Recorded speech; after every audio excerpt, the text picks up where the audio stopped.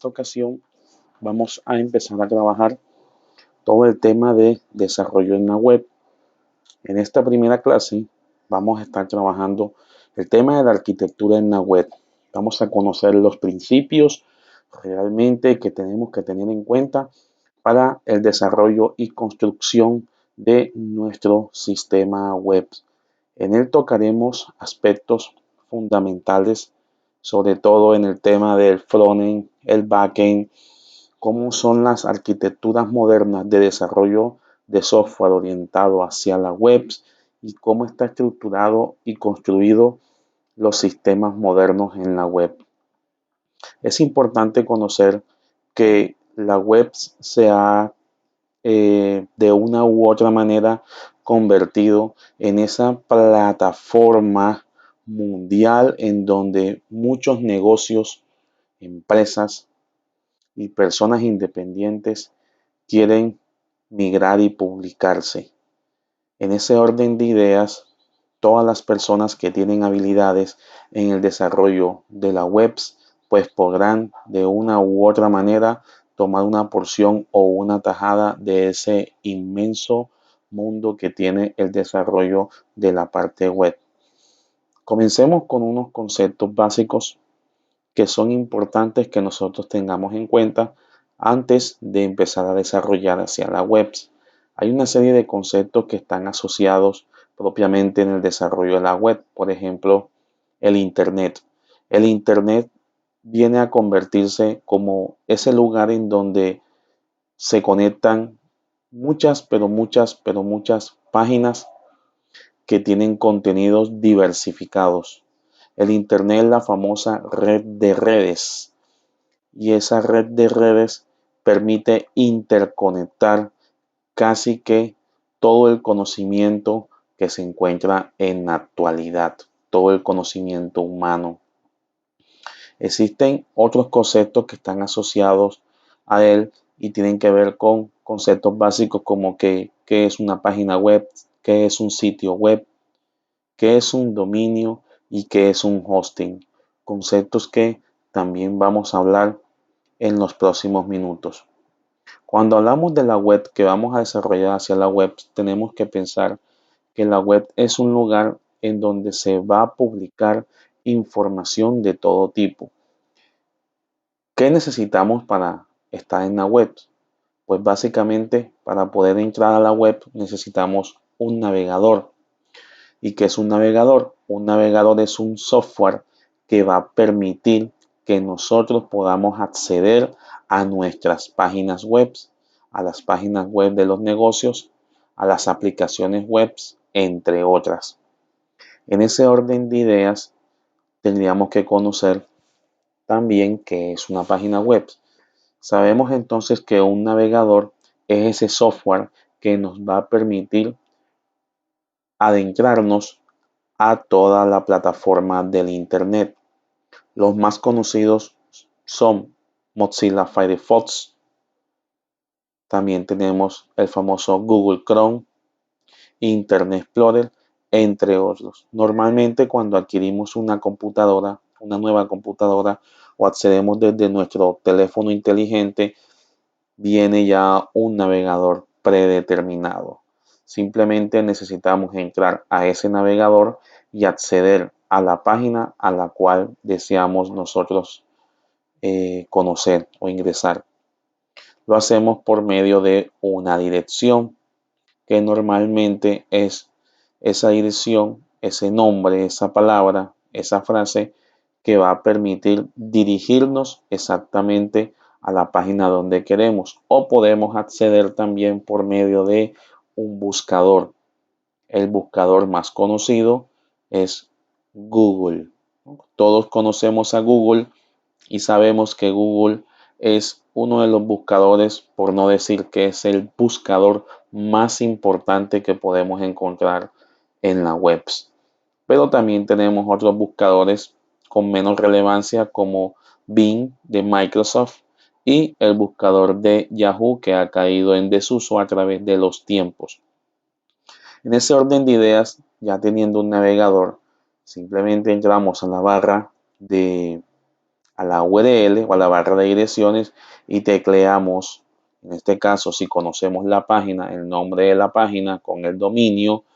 Si no, entramos a un buscador y el buscador lo que hará es rastrearnos básicamente las páginas dependiendo de palabras claves que nosotros digitemos. Ok, entonces el navegador es lo primero que necesitamos. Cuando nosotros ingresamos por el navegador, así como tenemos el navegador para ingresar a las páginas, es como si si necesitábamos acceder a un documento de Word, pues nosotros utilizaríamos el programa de Microsoft Word. Si necesitábamos acceder a una hoja electrónica, muy seguramente utilizaremos Excel. Entonces, así es el navegador. El navegador va a permitir acceder.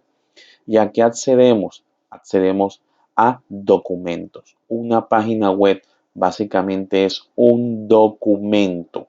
Cuando hablamos de que una página web es un documento, es como si fuera un documento de Word, con la gran diferencia, con la enorme diferencia, que este documento no lo tengo a nivel local, sino que lo tengo colgado en unos servidores. Esos servidores son grandes computadoras que están dotadas de mucha capacidad de cómputo, memoria, procesamiento y que están ubicadas repartidas en varias partes del mundo. Eso es lo que llamaremos a un servidor. Ahora, ya entendiendo el concepto, en la página, ¿qué contenido puede tener una página web? El contenido de una página web puede ser texto, puede ser imágenes, videos, audios, animaciones, entre otras. Y existe una disciplina que está enfocado netamente a todo el tema visual y es la parte del diseño web. Entonces hemos visto algunos conceptos claves y claros al principio que tenemos que tener en cuenta al momento de desarrollar hacia la web. Hemos hablado de navegadores, hemos hablado de páginas web, pero el tema no termina ahí, porque además de las páginas web existen los sitios web. Y un sitio web, ¿qué va a ser? Básicamente un sitio web va a ser el conjunto de muchas páginas. Si por ejemplo tenemos un sitio web que tiene información de un negocio de veterinaria, podríamos tener que una de las páginas muestra la información de, por ejemplo, teléfonos, correos, dirección y todos los datos básicos de ubicación de esa veterinaria. Pudiésemos tener también otra página web dentro de ese mismo sitio que mostrará una galería de animalitos o de mascotas que tienen a la venta. Y a su vez también podríamos tener otra página dentro del mismo sitio que tuviese información de medicamentos que se vendieran dentro de la página, pues para el tema de las mascotas. Y de esa manera pudiésemos tener un montón de páginas para armar un sitio web. Eso en cuanto al concepto de sitio web. Otro concepto que ha sido ampliamente utilizado en esta época tiene que ver o está relacionado básicamente con todo el tema de las aplicaciones web. La gran diferencia de una aplicación web entre una página web y un sitio web es que con la aplicación web prácticamente es como tener un software empotrado en la nube. Ya no, el comportamiento no solo va a ser de un documento en donde voy a mostrar imágenes, videos, entre otras, sino que también me voy a encontrar con que voy a poder interactuar con esas páginas. Por ejemplo, rellenando un formulario, buscando información, actualizando información, mostrar un mapa, etcétera, etcétera, etcétera. De esa manera empezamos a adentrarnos un poco más a cómo funciona, de qué manera funciona la web.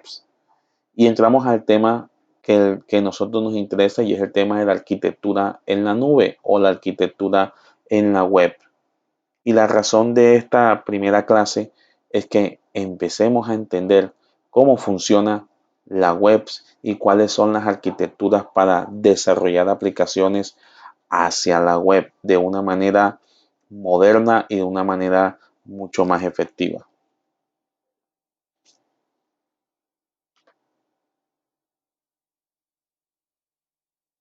Sigamos. Bien, si empezamos a hablar un poco de la arquitectura web tradicional, nos vamos a encontrar básicamente con una arquitectura básica que es la arquitectura cliente-servidor. Esa arquitectura cliente-servidor nos da a nosotros a conocer de qué manera nosotros como usuarios interactuamos en las plataformas que están en la web. Es decir, por un lado tenemos una serie de clientes. Cliente, ¿qué puede ser un cliente en una arquitectura base de la web? Un cliente básicamente puede ser cualquier dispositivo físico, hardware o software que va a hacer una petición a uno o más servidores, son unos computadores, y a partir de eso, ese servidor o esos servidores estudiarán esa petición y a partir de esa petición arrojarán un resultado. Si queremos entender el concepto base de cómo funciona la arquitectura cliente-servidor, pongamos el siguiente ejemplo. Cuando usted se dirige a un restaurante, usted llega a ese restaurante, ingresa a ese restaurante, se sienta en una mesa e inmediatamente es abordado por una persona que lo va a atender. Ya en ese caso, esa persona que lo va a atender va a ser el servidor. Es una comparación que estamos haciendo. Usted será el cliente y ese mesero, muy seguramente será el mesero o el jefe de cocina, pues dependiendo, llegará y le preguntará qué desea pedir. A su vez, usted le preguntará, por ejemplo, que cuál es el menú del día. En ese orden de ideas, el mesero le pasará el menú o la carta en donde estarán todas las opciones que usted tiene para pedir. En este caso, todos los platos. Usted pedirá un plato a su elección. Muy seguramente ese plato que pedirá quizás pueda adicionarle algunas características especiales, como que si está pidiendo un pollo o una carne, por ejemplo, que la carne esté totalmente asada o semi asada, etcétera, etcétera. Que tenga algunas verduras o no, o que no tenga verduras. Todos esos apuntes es tomado por ese mesero y es llevado a la cocina. Y a partir de ahí empieza la preparación, ¿no? de esos alimentos. Cuando se preparan esos alimentos y se termina, se sirve un plato al cliente. El cliente lo consume, hace su pago y acaba la transacción. Si miramos ese ejemplo, de esa manera muy básica funciona una arquitectura web tradicional, en donde hay un navegador, ¿cierto? Como en este caso, que hace una petición. Esa petición la hace por medio de un www, que es el protocolo. Es enviado ese protocolo al servidor por medio de la red. Es explorado y en ese momento de exploración se demanda una respuesta. Entonces, en este caso, estamos como usuario acá, utilizamos nuestro navegador, puede llamarse Mozilla Firefox, puede llamarse Internet Explorer, puede llamarse Google Chrome, entre otras. Ese navegador puede ser desde una computadora, puede ser desde un teléfono inteligente, puede ser desde un horno microondas inteligente, unas gafas inteligentes, desde cualquier dispositivo que tenga un navegador o que tenga de una u otra manera acceso a Internet. Hace una petición, en concepto de arquitectura web se habla de un request. Ese request o esa petición llega al servidor. Llegamos al servidor porque ese servidor tiene una dirección IP, según el ejemplo que tenemos aquí en la presentación, el 200.15.151, perdón, .2.90, que puede ser un nombre de dominio. Puede llamarse mirestaurante.com, pero sabemos que existe una dirección IP, que es un número, ¿ya?, que está conformado por una serie de números y que le indican al navegador o al cliente que se está conectando con un computador específico. No existen dos computadoras, dos servidores que tengan la misma dirección de dominio. Sin embargo, a nosotros como usuario nos queda bastante complicado recordar estos números. Por eso es que surgieron los nombres de dominio. Los nombres de dominio básicamente son una máscara que se le colocan a los servidores para poder acceder. Por eso es que usted entra a google.com.co y no digita una dirección de un número. Pero en el fondo se hace una traducción de ese nombre de dominio y se accede a él. Muchas veces nuestros servidores, en la gran mayoría de los casos, van a acceder a servicios de base de datos para traer la información, ya que las bases de datos son pieza fundamental para una arquitectura web tradicional de comunicación. Normalmente la información que está en las bases de datos, en los motores de base de datos, es manipulada con un lenguaje que se llama SQL o SQL, y es un lenguaje que va a permitir con una serie de comandos e instrucciones hacer operaciones de lectura, escritura, actualización y eliminación, entre otras. Cuando el servidor accede a esa información, de esa manera, él puede devolverle esos resultados y el servidor a su vez, en una respuesta response, le manda al navegador la información. Esa información que es reconocida desde el navegador normalmente pues está traducida al lenguaje HTML. Y el lenguaje HTML es el lenguaje que interpretan nuestros navegadores.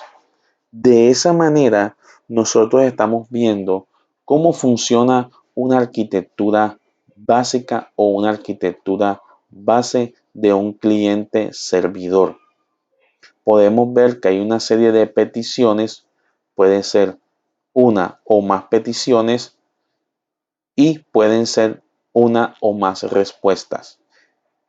En ese orden de ideas también podemos entender que existen dos grandes bloques en el área de la construcción o el desarrollo de aplicaciones para la web.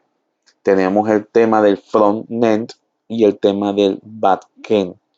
Y el tema del front-end está relacionado con la parte del desarrollo de software orientado a la web, que tiene que ver con todo el tema de la UI y la UX, que es la interfaz gráfica de usuario y la experiencia del usuario, que son otros conceptos que nosotros también tenemos que empezar a manejar cuando vamos a desarrollar aplicaciones para la web. Por ejemplo, miremos el caso de Facebook, ¿no? Si nosotros entramos a Facebook, cuando entramos, digamos, desde una computadora o desde nuestro teléfono, el hecho de que Facebook nos cargue un diseño que normalmente tiene una combinación de colores entre azul y blanco, nos muestra una imagen, hay un área en donde podemos nosotros registrarnos o acceder si ya tenemos una cuenta, y todo eso que comprende a lo visual es lo que llamamos frontend. El frontend que cubre todo el tema del diseño, ¿cierto? Todo el tema de la experiencia del usuario. Cuando hablamos del diseño, nos referimos básicamente a cómo está desplegada toda la información visual: colores, formas, tamaños, tipos de fuentes, animaciones, entre otras. ¿Ok? Entonces el diseño web hace parte de todo el tema del front-end. O sea, todo lo que es frontal, todo lo que el usuario puede visualizar, que puede palpar, que son las ventanas y la forma en cómo están conformadas nuestras páginas, nuestras ventanas. También las animaciones, las transiciones y todo lo que podemos ver, por ejemplo, cuando movemos el mouse, el color que aparece, cuando tecleamos y de pronto en un área donde hay que ingresar un correo electrónico, no permite ingresar otro tipo de formato, que donde haya número no podamos teclear o digitar letras, entre muchas otras validaciones y entre otras muchas cosas que podemos hacer. También está todo el tema de la experiencia del usuario. Y la experiencia del usuario está más dada a cómo el usuario va a interactuar. Y muchas veces se confunde el tema de que el frontend o la persona que se dedica a todo el tema de frontend solamente va a ver o va a percibir lo visual. Es decir, cómo hago los botones, cómo hago los menús, etcétera, etcétera. Y no solo es eso, sino que en la experiencia del usuario yo miro entonces si ese botón está bien ubicado, si está visible, si es fácil para el usuario encontrar las opciones dentro de la ventana, si de una u otra manera ese usuario puede moverse rápidamente o intuitivamente en la página, entre otras cosas. Entonces tenemos una subdivisión, que hay personas que se dedican al tema frontend, o sea, al tema del cliente, al tema de cómo se van a ver las páginas, pero a su vez hay unas especialidades. Y yo puede que me dedique solamente a todo el tema de diseño, o sea, maquetar. Cuando hablamos de maquetar es visualmente cómo se va a ver la página, y puede que exista otra persona en mi equipo de desarrollo que se encargue de esa interactividad y cómo la persona va a interactuar. Entonces tenemos el diseñador web, pero también tenemos el diseñador de experiencia web, y ambos hacen parte del equipo del frontend, ¿cierto? Por otro lado tenemos al backend, y el backend va a conformar todo lo que está relacionado con lo que el usuario no percibe.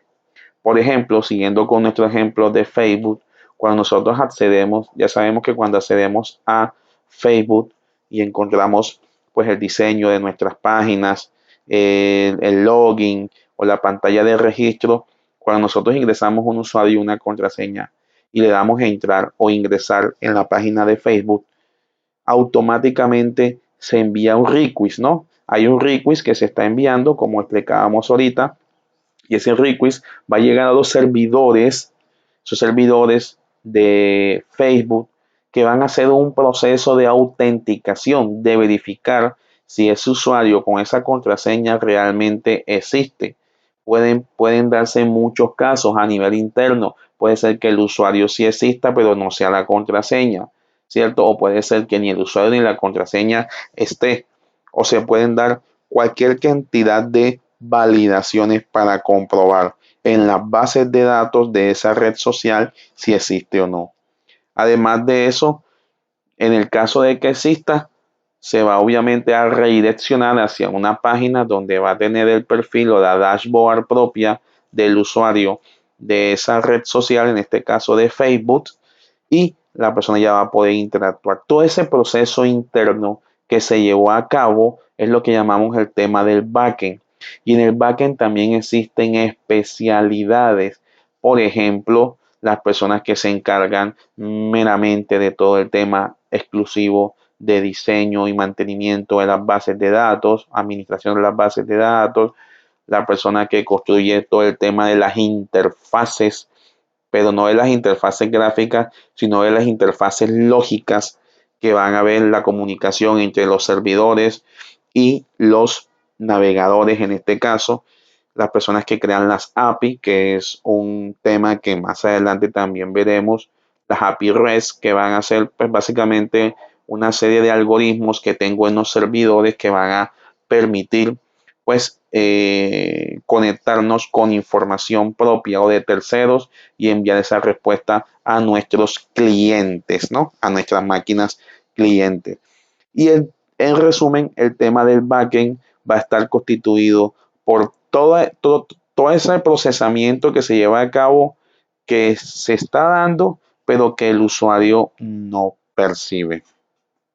En ese orden de ideas, en esta primera sección de nuestro curso de desarrollo web, estamos viendo todo el tema de la arquitectura web, hemos entendido los conceptos básicos y también hemos visto cómo funciona el tema de la arquitectura. Nos vemos en la próxima sesión. Que esté muy bien.